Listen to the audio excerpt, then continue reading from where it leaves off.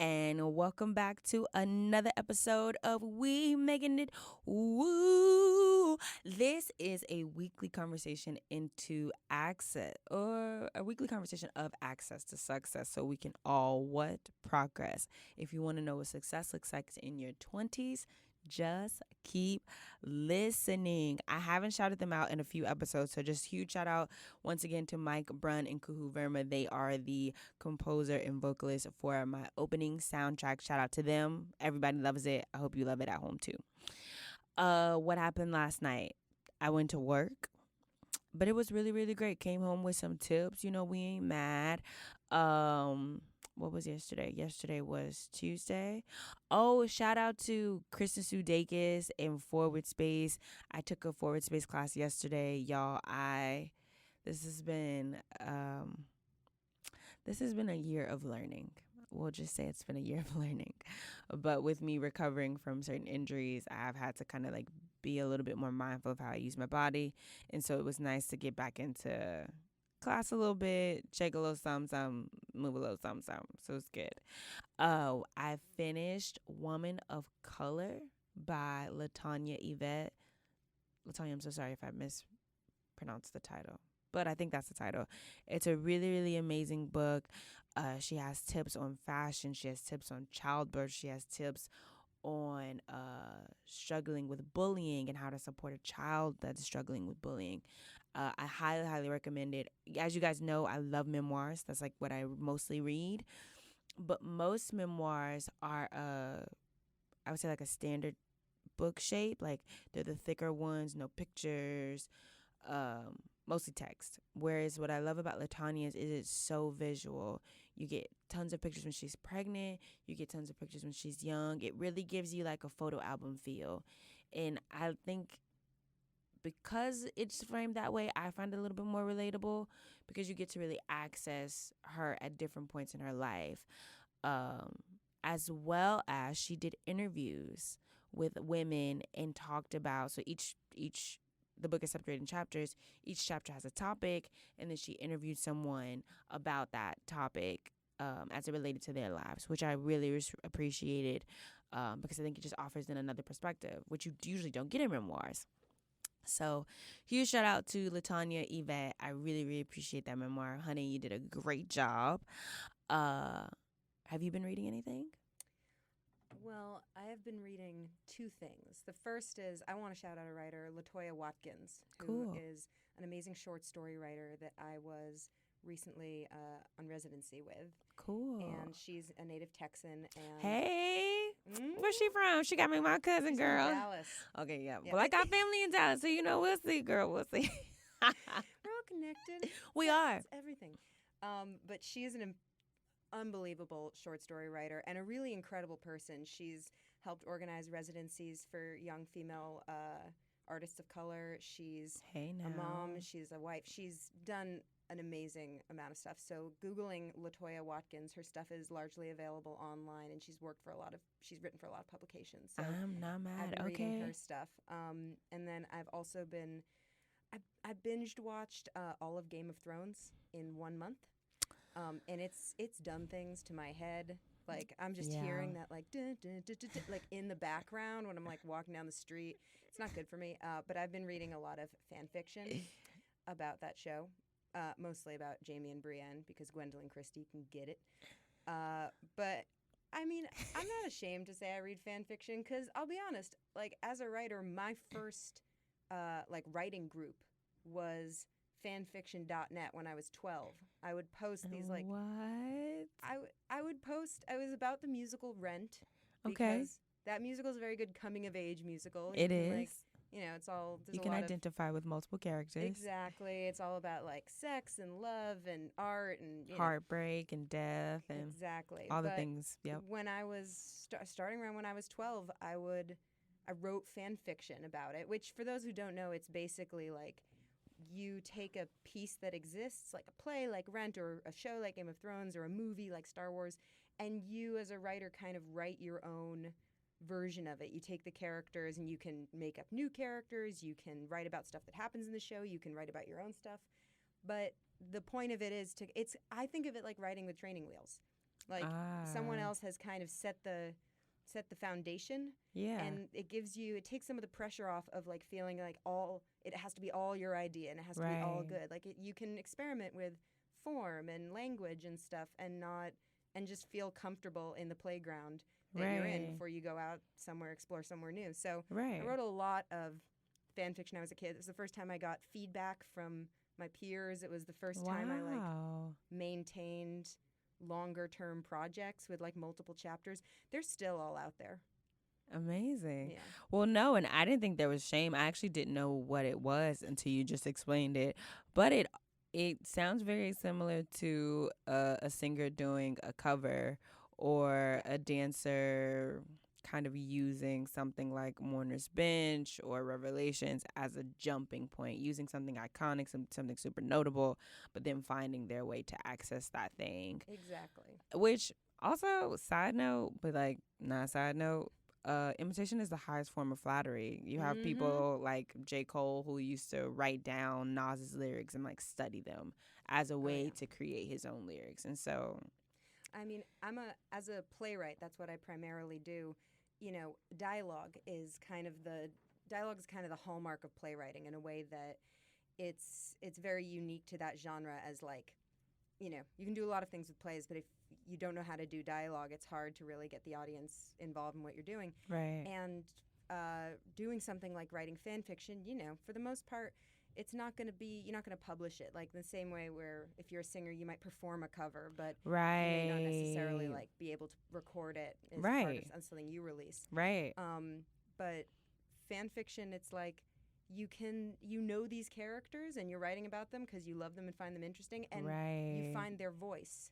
And in right, finding their voice, you learn about how dialogue distinguishes distinguishes characters, you know? right. And I think a lot of writers, there's a difference between writing prose, writing a novel Mhm. or a short story, and writing script.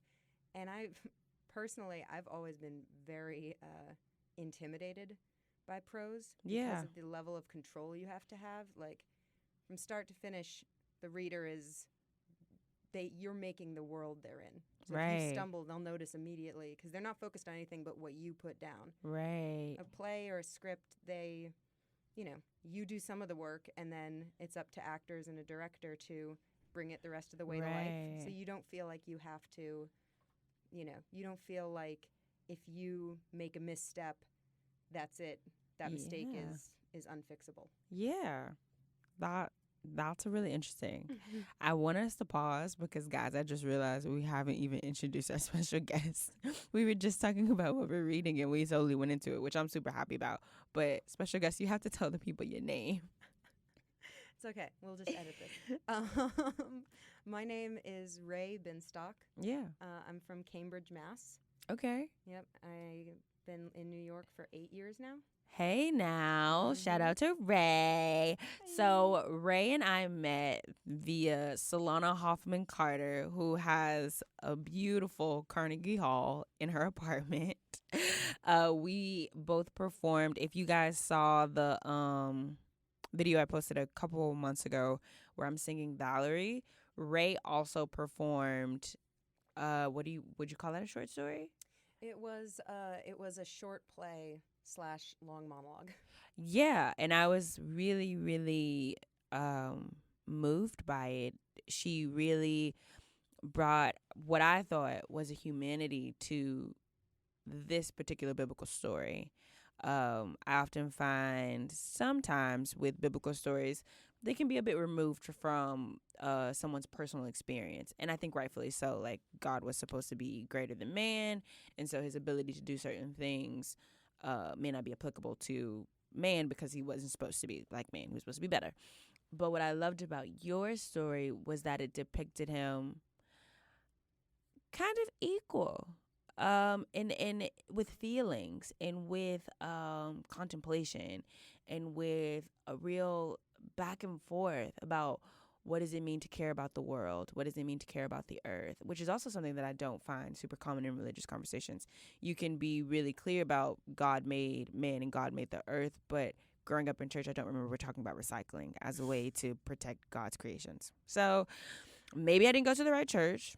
It's no shame, no shade, but I do, given that I wasn't exposed to that, that's what I appreciated so much. It just felt not only fresh, but it just felt um accessible and real. And so I had to have you on the show. I had to get on there so we could talk about, And I had to be here. yeah, like what's going on. But going back a bit to this fan fiction, I love what you were saying about the control that you have with prose, because I think I like prose more, but I think it'd be because like I just haven't been exposed enough to screenwriting. So tell me a little bit about, first of all, what you're working on right now with all of the Game of Thrones in your brain. I swear to God, I'm just trying to get Jamie and Brienne out of my head. Gwendolyn. So I'm currently working on a pilot.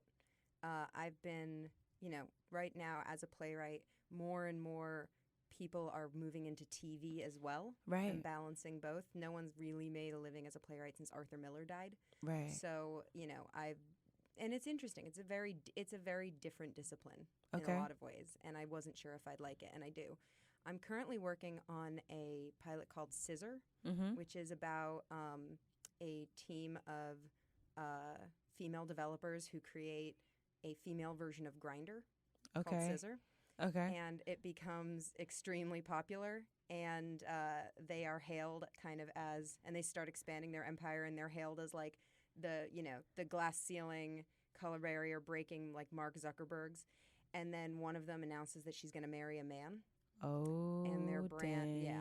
So it's about, it's kind of a funny premise, but it's about identity, Right. which is at the core of pretty much everything I write. It's about, right. I always talk about the tension between the individual and the identity. Right. It's now more than ever in this day and age is something that all of us handle on a daily basis. Sure.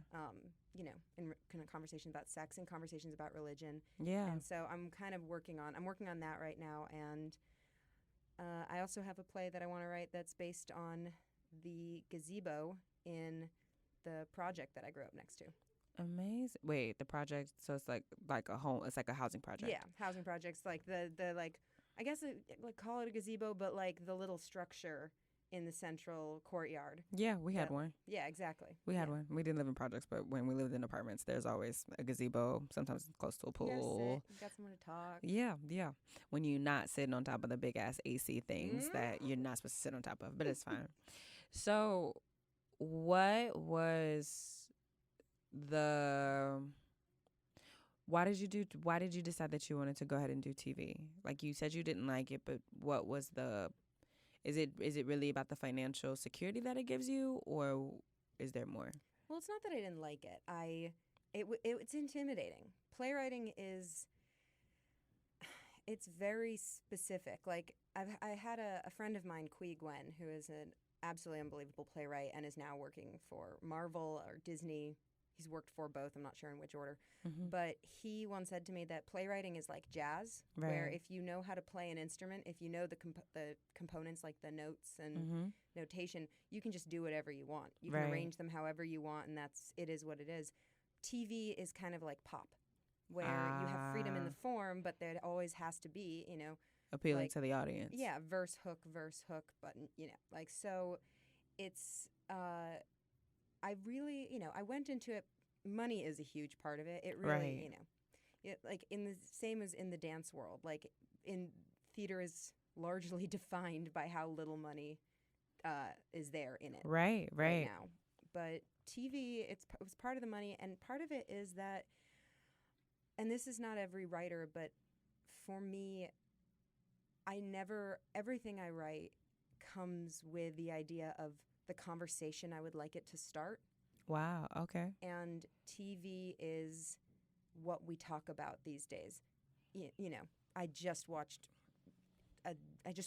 Game of Thrones in a month. And I'm talking to everyone about it because I'm trying to get it out of my system. But we talk about TV when shows come out that depict an experience we haven't seen before, that tell stories and elevate voices that are not in the mainstream, or like in the white patriarchal mainstream. We talk about it, and whether, even if it's provoking a heated conversation, it's still being talked about. It's Right. not being silenced. So I think theater has an unbelievable power of empathy because Right. it's people in a room. I Right. think right now television has an unbelievable power of connectivity Okay. because no matter where you are, you can get access to it, and and these Right. stories can reach you. Right. Which I think really starts this conversation between um how the two can work together. And also, I don't know if you guys remember, but I did an episode on transitions, and there, shout out to Preston Miller. Uh, in that episode, we talked about transitions, and he studied as a dancer, but is gonna go into film and is gonna go on to produce Ghost Brothers. Um, but how, as young artists, you make these career changes for whatever reasons, and one of those reasons could be having access to a larger audience. One of those reasons could be to finance larger projects. So how can our creative practices that are more theater based, more proscenium stage based, feed or work with our projects that are much more for easy digesting? So you mean projects that you need to get people in the room?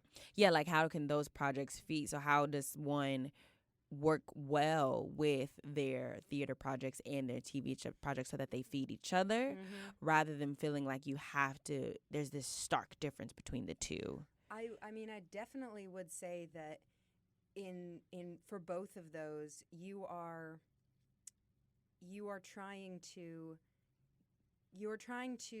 say something to people. Of course. And with TV, the thing about TV right now is that it's a bubble. It's going to burst at some point. But right now there's a huge call for people. So if you are someone who does proscenium-based work, if you're someone who works on the stage, there's actually a huge call in TV right now for people with that experience, because people in TV recognize that things like skill with dialogue that playwrights have, skill with movement that choreographers have, is, if TV is going to continue to be this elevated medium, they're going to need them. So on the one hand, if you're a theater person, there's room for you now in TV as kind of, a bit of a niche of like you have these special skills. Right. With TV, I have found that there are a lot of people there who really, who kind of like, they didn't necessarily come from a theater background and go into TV. They find theater to be very intriguing and very interesting. There's a reason that a lot of TV actors are currently going to theater. I mean,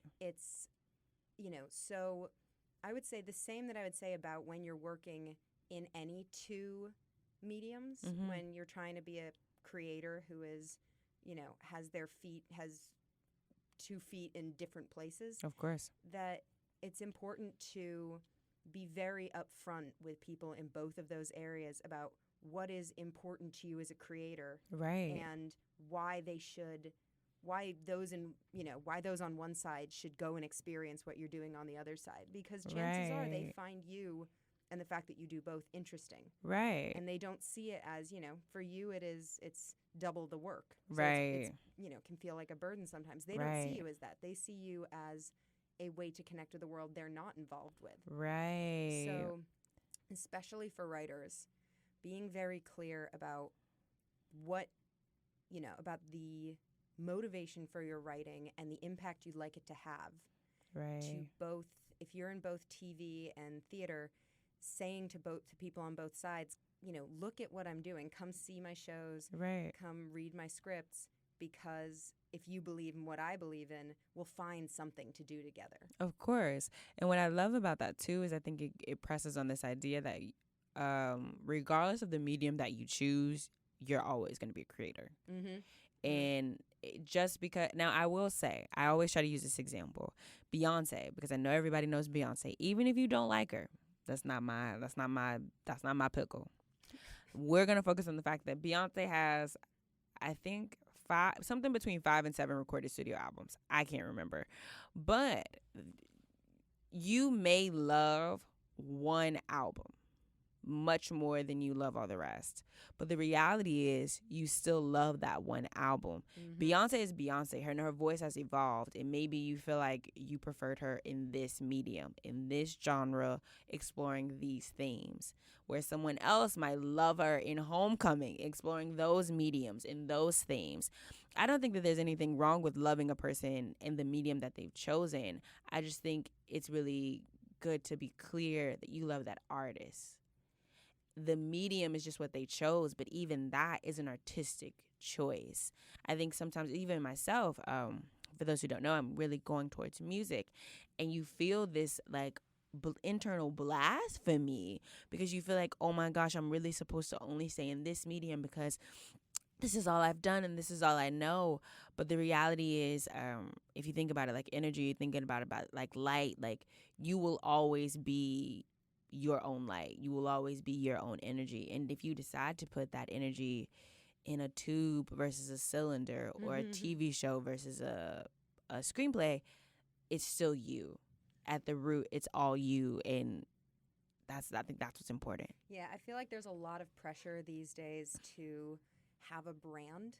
Oh yeah, because like it's like influencers, you know. Of course. You've seen that documentary on the Fire Festival? No, I need to see it. There's two of them, and I definitely watched both of them like several times in a couple days because they're really silly. But there's a part in one of them where they interview a couple influencers who were there, and they ask both of them like, "What's your brand?" And they're both like, my brand is just like positivity and helping people. Like they both have no idea what their brand is. They're just like they talk about their brand. So there's a lot of pressure to like have a brand of like, I'm a writer, I'm a dancer, and I dance about these things, I write about these things. I'm someone, I love performing, and I haven't performed in a really long time because it's outside of my lane. Yeah. And also because this is New York, and the only thing I have time for other than eating and working is apparently reading Game of Thrones fan fiction and watching documentaries about the Fire Festival. But the fact of the matter is that like I love doing it. I get a thrill from it the same way I get a thrill from writing, and I really admire people like you who, not only have the courage to say I like doing this thing that's not my brand, but I want to pursue it. Right. I'm not going to acquiesce to the demand for me to be one uncomplicated thing. Right. And I think that's so important because, truth be told, y'all, well, I don't know if I've ever even talked about this on air, but I love influencers. Growing up, especially coming towards like end of undergrad, I was thinking about moving to the city. And in Texas, I think there was one, specifically at the school we went to, there was one other girl that was moving to New York City. My teacher had moved to New York City, but she hadn't been to New York City in a really long time. And so, at the time, I really just needed, first of all, I need to make sure I wasn't going to lose my life and end up on a damn milk carton out here. I needed some support. And I needed basic support, like, what is it like to live in New York City? Influencers, shout out to Shameless Maya, shout out to Hey Friend Hey. They had videos that were like comparing LA to New York City. This is how you drive, this is how you take the train, this is what an apartment looks like. And shout out to YouTube as a whole platform because that platform was super helpful. But then there were things like the Friend Zone podcast that I listened to once I moved here that was all about wellness and sustainability. Hey Friend Hey's brand is literally, I think, wellness for a life on the go, which she covers lots of things. She literally has the best shoe collection ever. But I say all that to say I love influencers for the knowledge and the support that they've given me, especially because it was free 99. Yeah. All I had to do was just have some good Wi-Fi. I was just about to say, I look at influence, like, the idea of like influence as a force. I look at it as a double-edged sword because on the one hand, I do think that I think that a lot of that culture is, there's a lot of like building an image that only exists virtually. Like if the web went down, a lot of these people, like it's kind of like when Vine shut down. Right. There were a lot of Vine stars who were like, they were left without an identity. Right. Because they had become that. So that's one side of it. But on the other on the other hand, exactly what you're saying, that like this is at a time when people can communicate more easily than they ever have before. Right. There's something really, really wonderful about having a brand that is not a brand that is not just about you. It is a brand about the thing that you care about and Right. about communicating with other Right. people. You know, Right. there are you know, it's like I listen to true crime podcasts and I Yes. listen to history podcasts, and those Yeah. are things that I talk to my friends about, but it's really wonderful to have these, you know, they're on brand, like this specific thing that I like talking about, and I don't always have someone who's like, you know, yes, I'd love to talk about FDR for like an hour. It's, you know. So, yeah, I think there's, especially when you're trying to sort out your own artistic practice, the chance to Right. hear other people talk about how they did theirs is Exactly. invaluable. Exactly. And that's exactly what I was about to segue to. What I love about the influencers that I follow is that they've tried a multitude of things and they've been really clear that their brand has evolved. And I think that, if Mm-hmm. anything else, if nothing else, gives me the courage to say, like, okay, like, I don't know if you know, his name is Hey Asante. Shout out to Hey Asante.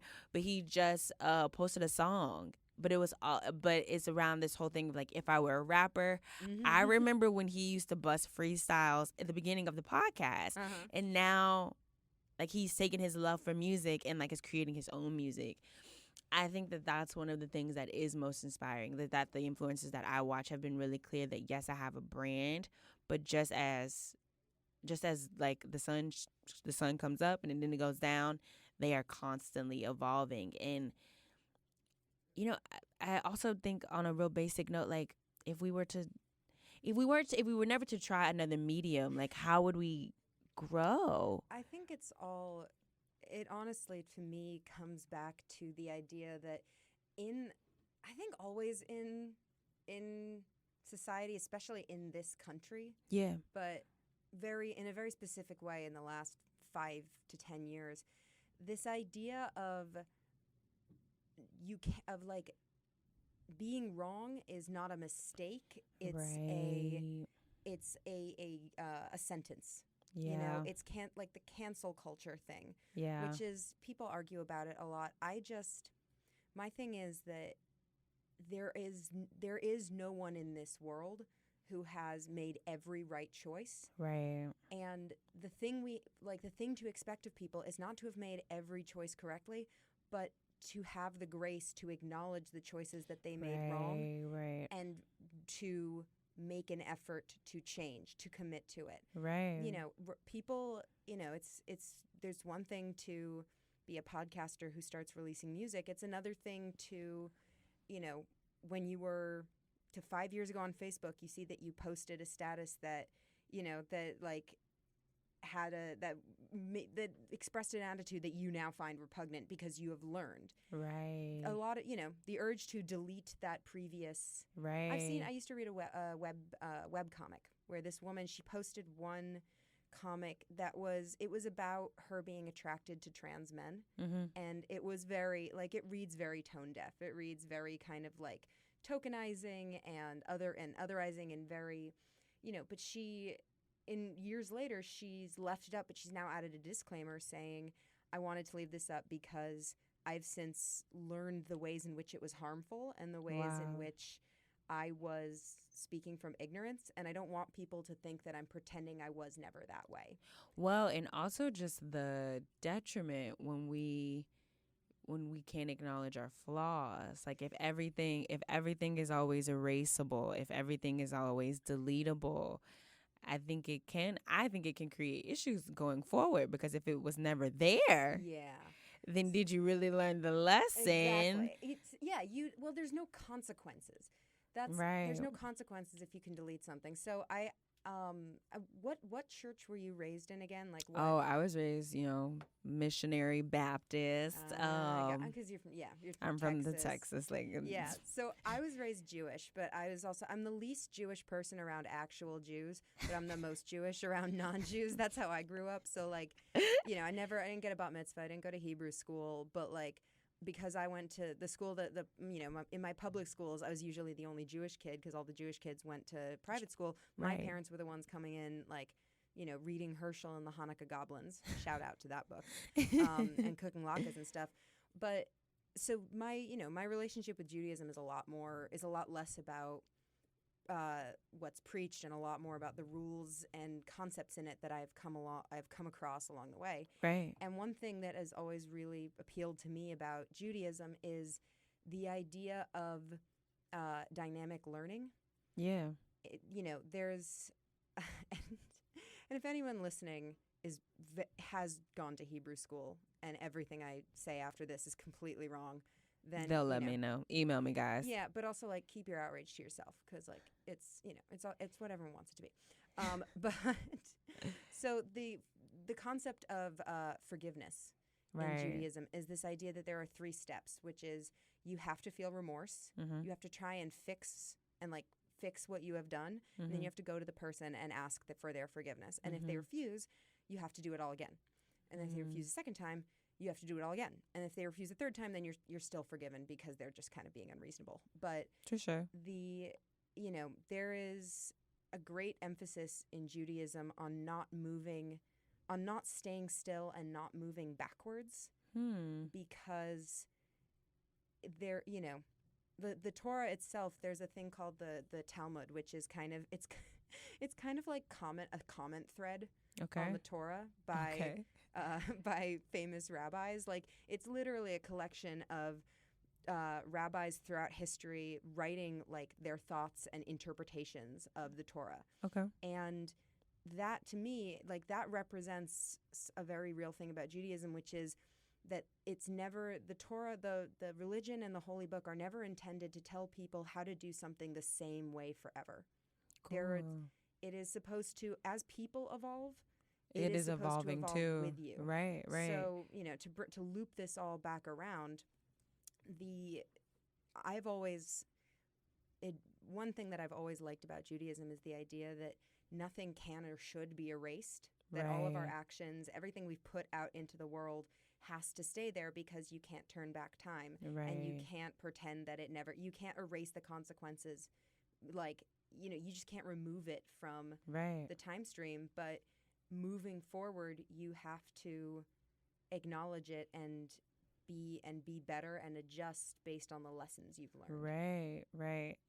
And I think that whether you're trying a different medium or going deeper into the same medium, just acknowledging that you tried will, in fact, evolve your creative voice in some way. And if you tried and it wasn't successful, that's still a gift. Like, and when I say it wasn't successful, like maybe success could be so many different things. Exactly. Like if it wasn't what you expected, if you wanted one particular thing and you didn't get it, like any version of it not going exactly how you hoped and wanted it to go is a gift because it's a signpost as to where you should go next. Exactly. Yeah. I'm here for it. I'm here for it. So what was the impetus for this scissor? For scissor. A special, like, being a lesbian, being a gay woman in the arts is a weird and complicated thing. Yeah. And I'm sure, there are a lot of people who can be with me on this, but it's especially in theater, just from my experience, because I'm not in I'm not in other performance genres. There's a big dominance of gay men. Okay. But there's a lot of hostility towards queer women and queer non-binary people, because I think it's because they don't fit into the roles that women have often been written in.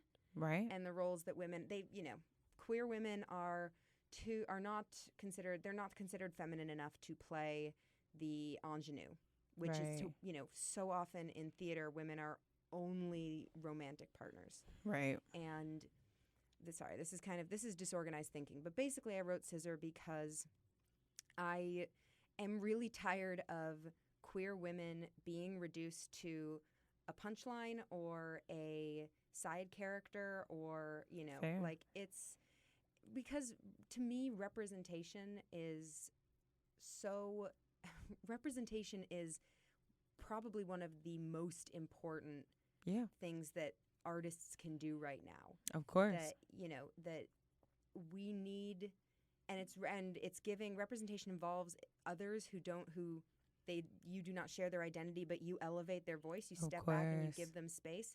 And then when it comes to things like people who even when they exist, they are marginalized. Right. I wrote this show because I wanted to write a show that is not just has lesbian main characters, Mm-hmm. but has the issue of what is expected of lesbians in our society at the core of it, Wow. And what has been some, because it is a pilot. It's a pilot, yeah. So what have been some, so I want to kind of divvy this up. What have been some roadblocks? Isn't this the first pilot you've created? No, this is the second one. So what have been some roadblocks in coming around the second time of creating a pilot, but then what have been some roadblocks as you explore this conversation within yourself? Oof. I'm right in the middle of a big old like ocean of writer's block right now, so that's a relevant question. The roadblocks to doing a second pilot, and I think this is the roadblocks for a lot of this relates to both, a second pilot when I'm still not that grounded in the genre, but also to a lot of plays that I write, especially after the last thing I wrote I liked, Mm-hmm. is there is a sense of like, what do people want to hear? Mm-hmm. I think the death of writing in a lot of ways is writing for anyone other than yourself. Right. Just, when you are alone in the room, you have to write for yourself. And then once you leave the room, you start figuring out how that works for other people. And, Of course. but in the moment, if you are trying to write for someone who's not you, you can't write. Right. You are just going in circles. And so with the second pilot, I have noticed that I feel a large pressure to be, to be witty and to be incisive and to be insightful and be like every single thing that you're supposed to be in a script all at once.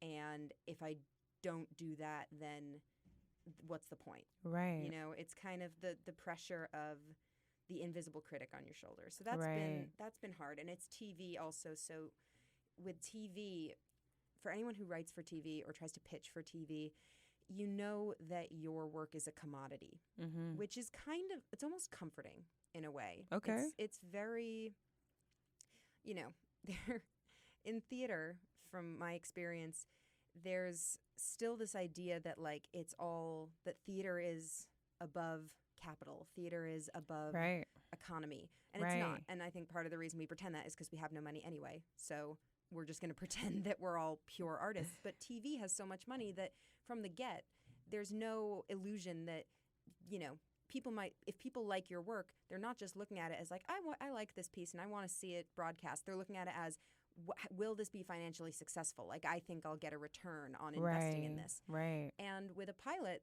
it is kind of nice because you're thinking of like, you can think of like, will this be marketable? Which when you have when you have the side of writer's block where you're like, I can't figure out what to write about, you can sometimes be like, okay, like there's a need for this. People will think this is interesting and they'll want to put it out there. On the other hand, again, it does make that pressure worse. Right. That's what I was literally just about to ask. Yeah. Because you're like, damn, this could pay my rent. But like, damn, what if it don't pay my rent? Exactly. Because they don't think it's funny. And how have you navigated that space? Like, what are some things that you've done to kind of like keep the pressure down, or you just kind of like sit in it and hope for the best? I've been thinking a lot about writing process recently because writing is, for a lot of people, unless you have a writing partner, it's solitude. You're doing it alone. And a lot of writers get advice from older writers about people say things like, you should write an hour every day, at the same time every day. Right. People say, you should devote one day in your week only to writing and like not let anything else be scheduled that day. Right. I have had to unlearn that idea that there are right ways to have a writing practice. Right. And I've had to really listen to my own rhythms. Okay. You know, I've discovered that I write best in the mornings. Okay. And I can write for 6-7 hours at a stretch, and I can get up if I get up at 6 a.m. I start writing at 7 a.m. Like I can, if I have that morning free, I can write up until I have to stop. It's much harder for me to start writing in the evening. Okay. And I think that is, you know, that idea of it's the same thing for what you should write about, what's marketable, what someone, you know, nowadays when there's a lot of emphasis on who's telling the stories, you know, I steer away from this topic because no one wants to have a writer that is like, that ticks my boxes, writing a story that ticks these boxes because, you know, like, so it really, in the same way you have to listen to your own rhythms when it comes to how you write, you have to listen to your own rhythms when it comes to what you write. And you really have to, like, you just have to shut out the outside voices. It's really hard. But yeah. And it sounds like you're making your way through the process. And I, for those who don't know, my great grandmother passed, Gloria Butler. I miss you every day. But the hardest part has been that it's hard. Like I am one of those people that I try to like prepare myself as a way so that I don't maybe feel the brunt of certain things, specifically this event. And what I love about what you said that I find super similar is that figuring out whatever it is you need to do, be it shut out voices, be it figure out your own rhythm, be it finding your own integrity, or figuring out like what's the best way to handle grief, it's really difficult. Like you are literally figuring out a thing that, you know, for me, I don't think I've ever even had to think about. So there's that pressure of like, oh my gosh, I should be good at this. Oh my gosh, I didn't prepare enough. And you have to figure out when you're in the middle of it. Right. You can't plan ahead for grief. Right. It's always. And so I just say that to people out there, yo, like sometimes the figuring out the thing, whatever, be it like what you need, be it your rhythm, it's just hard. I literally told my therapist, like, I know that I'm like aware and I know that I'm like supposed to get better, but like today it's just really hard. It's, you know, this is like the whole subject of what you're talking about here, which is you know, success and how to keep moving towards it and how to pursue what you want. Yeah. As an artist and as a person. And I have really found in the last couple of years that the most valuable things I've come across have been things that come from quiet in my own head. Yeah. You know, it is really easy these days to Google a feeling. Yeah. To Google a feeling, to Google a problem, to Google a method. You know, it can be like, how do I lose weight? Right. It could be, how do I finish a song? Right. It could be, it's very easy to immediately get 700 opinions by people who know, and all of them can be people who know what they're talking about. Of you know, course. Of those 700, probably like 500 actually know what they're talking about, and 200 are just people on the internet who have too much time on their hands. Right. But it's very, very easy to never feel like, to just want to get advice forever. Right. Rather than circle back to the actual problem. Grief, I'm sure if you Googled how to deal with grief, you could, for days, search through articles on, you know, they would tell you things to do to help yourself. They'd tell you things to talk about to your therapist, to your loved ones. Yeah. And at the end of the day, all of that it's suggestion. Right. It's, you know, when you were talking about influencers earlier, there's a difference between information that helps someone prepare and instructions as to how to live your life. The first is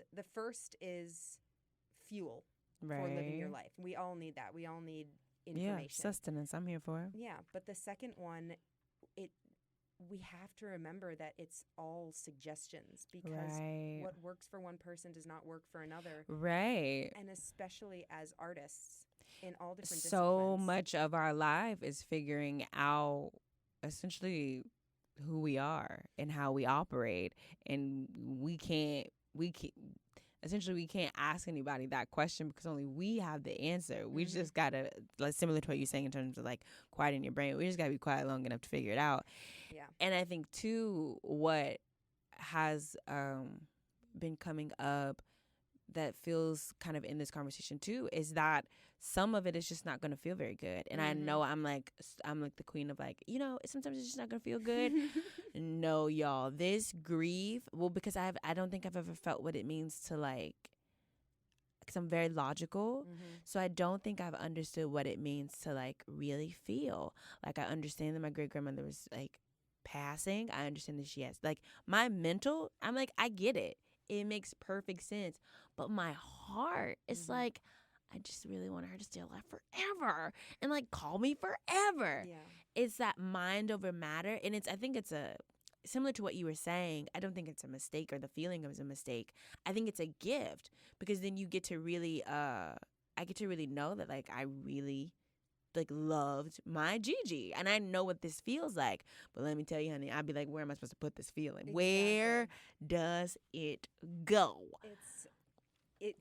I mean, it is that thing. And I think part of it is as like, I think all people do this, but as artists especially, we live in a conceptual world a lot of the time. Yeah. We live in ideas that we will eventually actualize, but there's so many ideas floating around that something like death, which is there's nothing changeable about it. Right. You can't reimagine it. You can't eventually change it. You can't work on it. You can't interpret it. It just is. It's final. Yes. And I've really run up against that. For me, the hardest thing about the people in my family members and the people in my life who have passed away is that idea that like there's no next thing.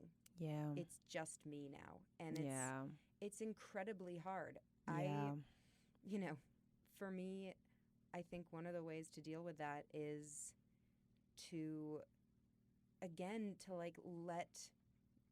go into the quiet of your brain. Yep. And the quiet of your brain might actually be at that moment just like a primal scream of pain. Yep.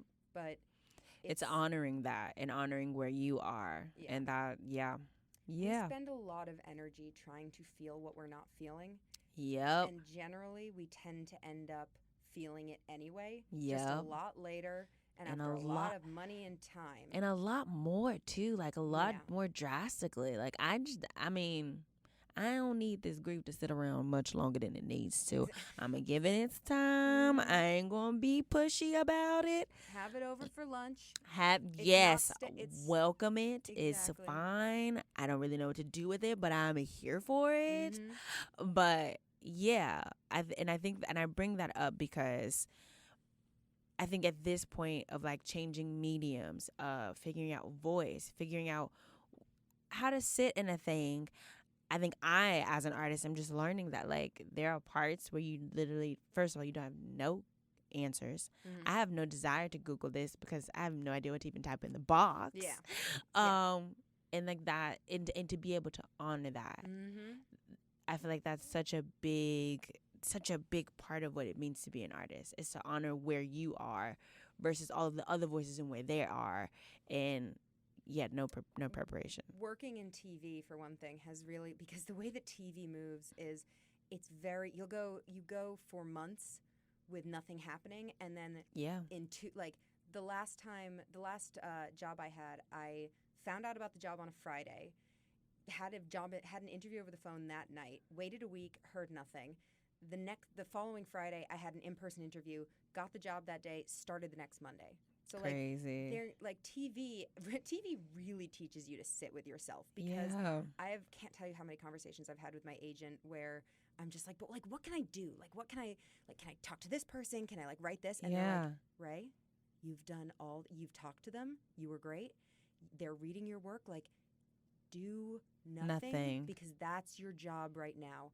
And it's really hard, especially if you're a hustler like I am. Of course. We all out here trying to, like, rent is due on the first. The little voice in my head that's always going, like, you're wasting time. That little voice has gotten me so far. And it's great. But it's also, like, I want that little voice to shut the hell up, because sometimes it just makes me want to cry. Well, yeah, because you're not wasting time. You're actually taking your time, Yeah. literally taking it back, Ugh, yeah, owning exactly. it. I'm here for it.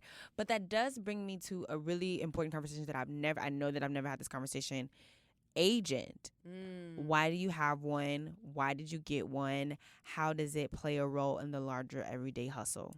I got an agent through my mentor. His name is David Henry Huang. He's one of several mentors of mine, but he has changed my life. He is a compulsively generous person, which Amazing. is very rare. And once you meet someone like that, for me, it's made me reevaluate what I want to do with any success I have or will one day have.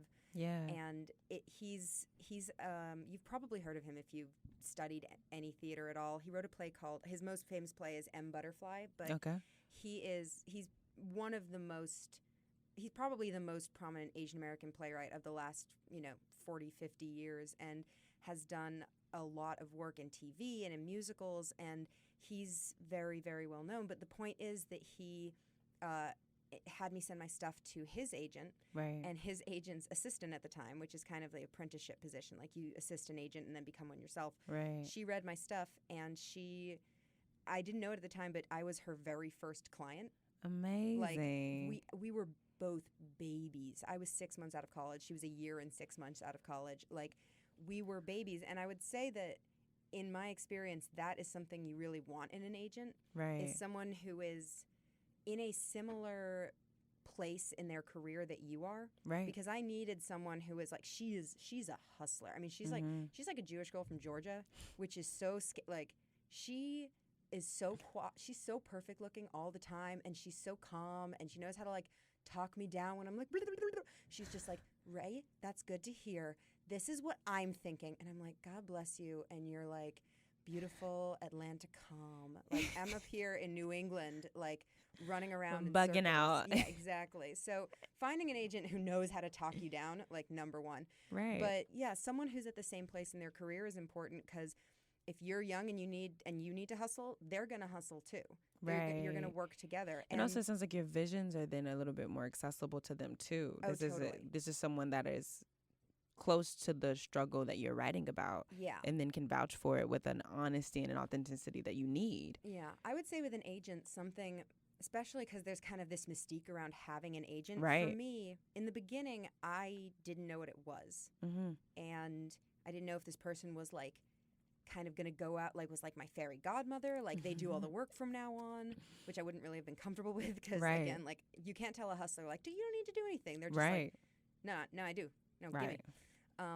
But she has been, it's been helpful, in terms of having a representative to the world. Like, these people, their job is other people, and that means that they have to make themselves good representatives. Right. And so having that person whose whole job is presenting themselves, like be there for you, can really make you feel more secure, and it can help you get through a lot of doors, because people understand that this person has decided to represent you, that they're vouching for you. Amazing. That's one thing. Another thing is that agents are, it's a very good source of like advice and strategy.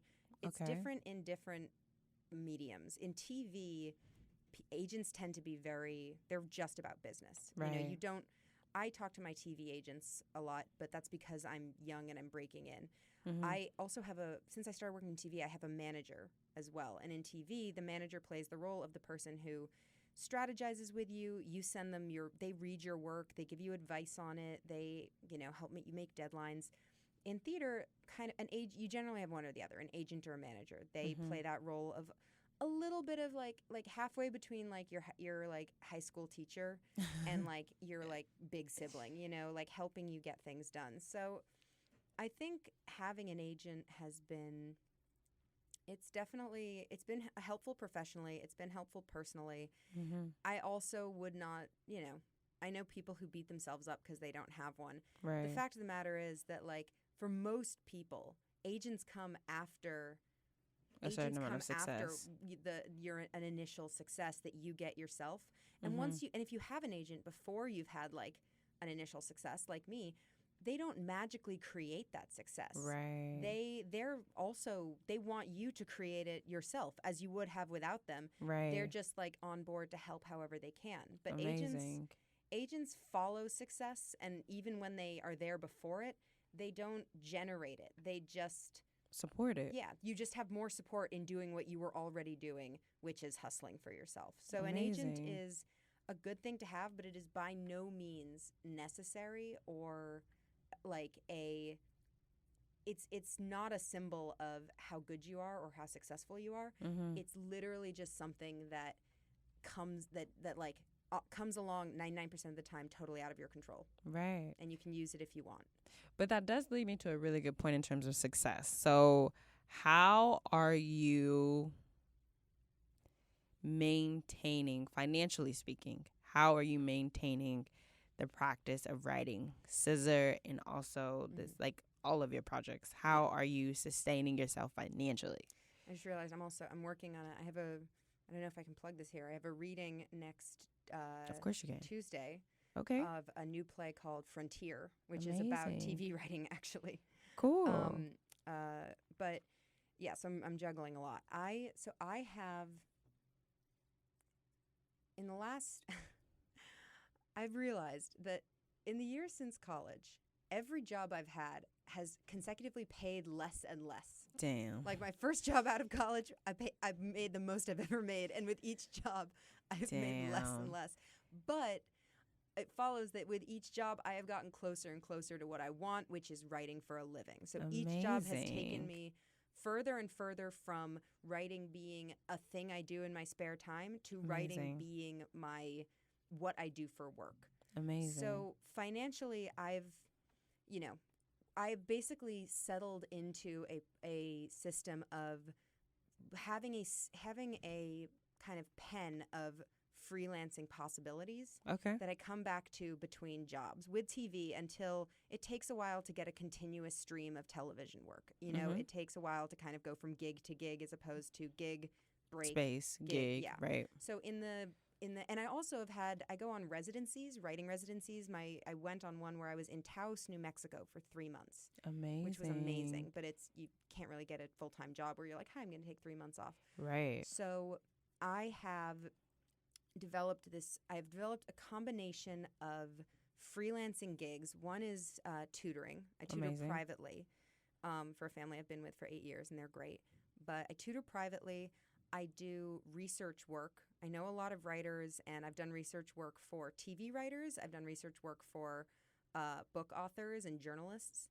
So, and I have my people that I've worked with for a long time. So I often, if I need work, I reach out to them. I say, do you have anything? Do you know of anyone who has anything? Amazing.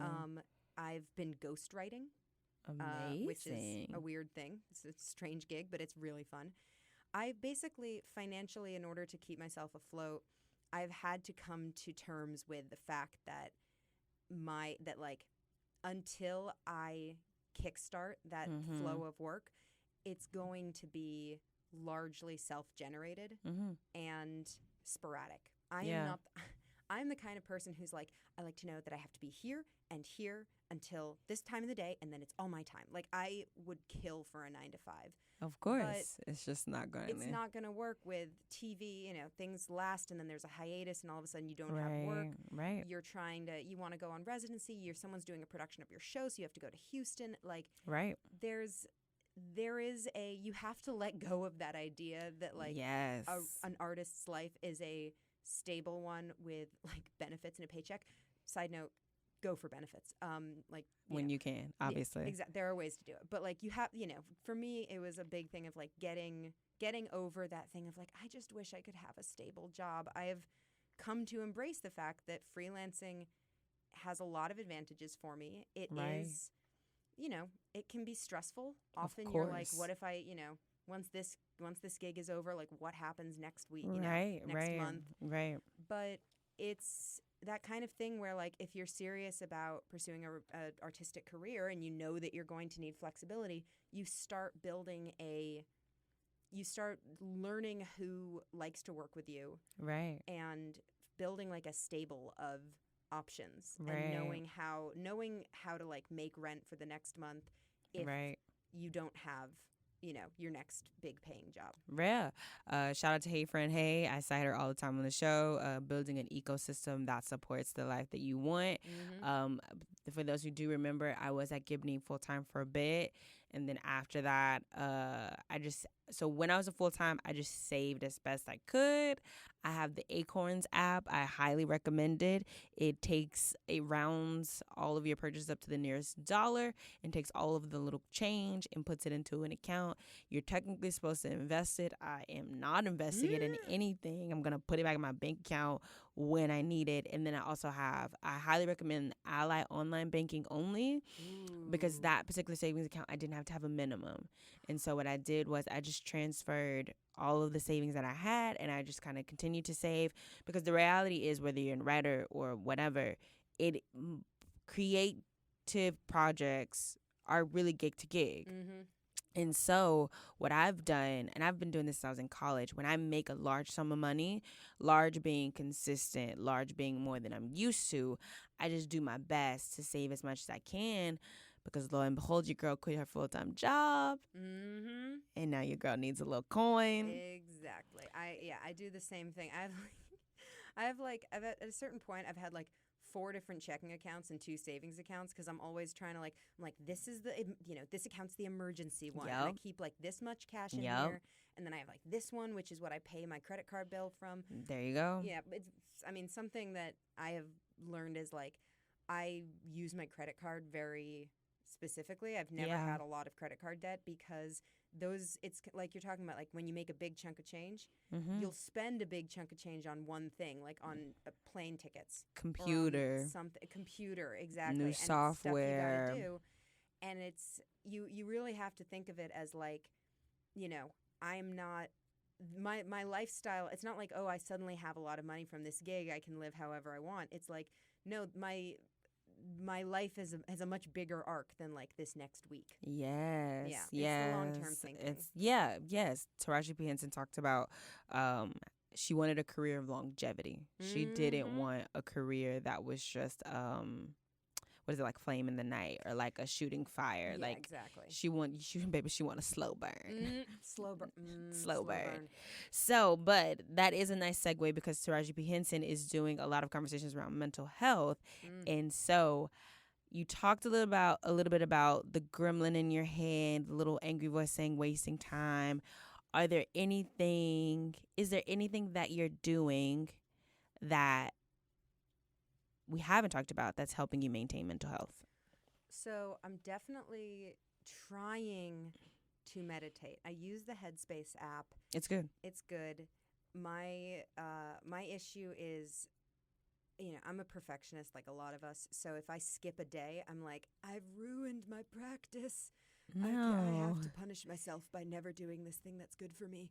But so meditation for me in the morning is really good because I just find that like it keeps the anxiety. Yeah. I have huge amounts of anxiety. I think everyone in the arts does, but especially those of us who are trying to make a career out of it because like you were saying, it's all gigs, it's all uncertain. You have so little control over your life that the anxiety is constant. So meditation really gives me like, it gives me the tools and the muscle memory to go, this is anxiety, this is worry. A lot of these things haven't happened. Right. Like, there's no immediate threat to me. It's all it's a feeling. Right. So that's really important.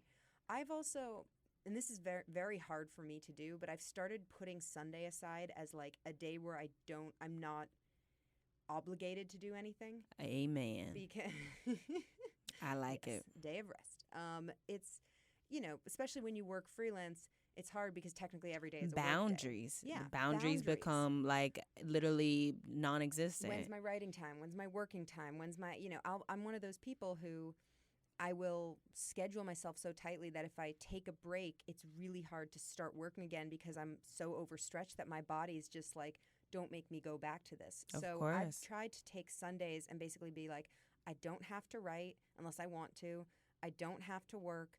I don't, I go for a run every Sunday. I'm a bit of a gym obsessive, so I go to the gym 5 times a week. But hey now. On Sundays, I go for a run around Prospect Park, which I live near. Yes. And it's like, I like it. It's Sundays because all of these people are out. Everybody, they mama, It's sister, children, dogs. like 400 like Orthodox Jewish kids in their tights, like Yep. running around. Yep. There's always some like child on a scooter who I almost like knock over, but it's Yep. fine because their parents are there.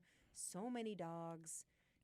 Like it's a yeah. I live by young Prospect Park too, couples- guys. young Yes. couples like imagining that they're gonna, die together and planning their joint bank accounts and stuff. Yes. But like all the things. yeah. So having really like forcing myself to have time to relax. Yeah. As a hustler, you really get used to the idea that all time is valuable and that any time that is not spent on productivity is a waste. And the fact of the matter is that like we are, if you think, like hustling, it's, if you think about it, it's kind of like you have to think of yourself as a machine in terms of like you cannot run on fumes. You need fuel. Power off. And unfortunately, for those of us who wish we could work 24/7, fuel is not only food and water and sleep, it is mental rest. Like your brain will burn out. So that's been really important. Power all the way off. Not sleep.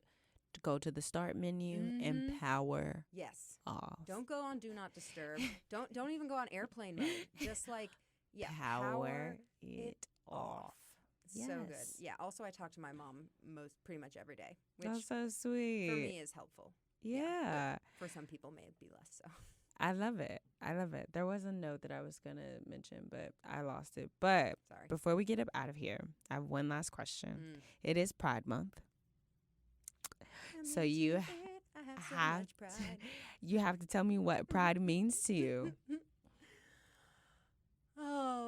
I mean, I got really, really angry the other day because I was in Times Square and I saw the T-Mobile app, Yeah. and it was like a rainbow T-Mobile tee. I Yeah. got really mad because that's the opposite of what pride means to me. Pride means, like, it does not mean posturing. It does not mean saying things like we were talking about earlier, consequences. It doesn't mean saying like taking action that has no consequence. To me, pride is about feeling so strong in your own identity that you cannot sit still in a world in which that identity is looked down on. Hey now. And it like, I grew up in Cambridge, Mass, which my little sister and I say it's where older lesbians go to spawn. Like, there's just a lot of lesbian like we grew up with a lot of like older lesbian women who had kids. And my Project 10 East, which is at my high school, is the oldest gay straight alliance in the country at a high school. Wow. So it was but I also grew up with a lot of kids who like were living in halfway houses because they'd been kicked out by their families. Like there was a lot of kind of like liberal Eastern Massachusetts acceptance, and then there was a lot of in practice intolerance and rejection. So to me, pride has always meant it's not enough for you to tell me that what I am is okay. It's not enough for you to say, for you to benevolently ignore me and not make me a target and just say be content with not being a target. I don't want to. I'm writing Scissor because I don't want to be someone else's punchline, and I don't want to be someone else's stereotype. Pride is about demanding humanity for the sake of humanity. And it's also, there's the fun side of it, which is just about, my girlfriend and I'm a very touchy-feely person, but even I have an awareness of what holding hands in public means. Of course. And this is New York, so most of the time it's fine. But there are areas, and it's, if I were with a dude, I'd probably feel a lot more comfortable being more PDA than I am with her. I have decency tastes, but like just like kissing someone on the cheek. It's hard. So for me, pride is like, is wanting just the freedom to be silly and happy. In public.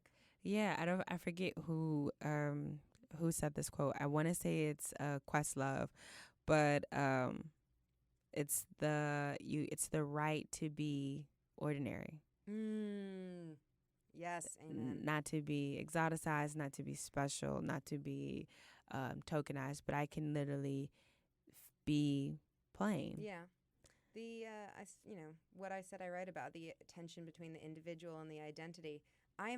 Being queer is far from my identity. It's one aspect of my identity. But at the same time, I bristle at the idea that other people take for granted that their sexual orientation is, that they take for granted that their sexual orientation is expected. I've been in situations where I've been, I have felt like an alien. And I don't want that. I don't want that for other people. Of course. I don't want it for myself. And I think that's something that we can all identify with. Of course. So, where can the people find you? Tell us where the reading is going to be. The reading will be at NYU, and you can email me to find out more, because I just realized that we might have some logistical changes.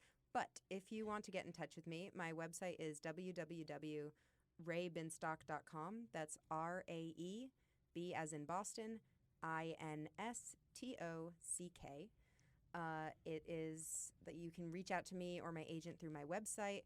I'm on Instagram and Twitter as Highly Rated, so Highly RAETED. Yes. Because that's wordplay. And then reach out to me on Facebook. I really love not only meeting other writers, but like any kind of artist, any kind of anyone. I'll talk to. If you're gonna talk to me about Game of Thrones, I'll talk to you for hours. You know. I still haven't watched much Game of Thrones. Don't. It's a month of my life I'll never get back. Yeah, it's just a little too violent for me. It's can't. A bunch of angry white people, mostly men, yelling at each other, and then occasionally there is sexual assault and some really awesome music. And some death. And a lot of death.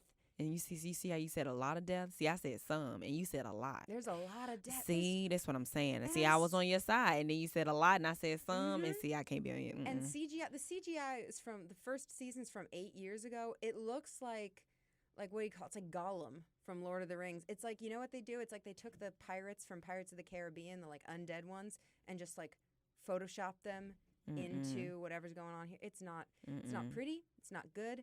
But if you want to hear me go on about it, you can reach out to me at any of those contacts. And thank you so much for having me, Katie. Of this has course. Been so wonderful. Oh, and guys, this is such a special episode, because as I was telling Rae before we started, Rae is my first writer, or my first person that identifies writing as their primary medium. And so we are all about, creating different avenues to access, because I do feel like though we're all artists, we all access it differently, and I think that it's important for us to share the wealth both in knowledge and also resources, but also just in artistry. So as always, I want you to make it live. I want you to make it breathe. I want you to demand the humanity out of it. But as always, I just want you to make it. Bye, guys. Struggling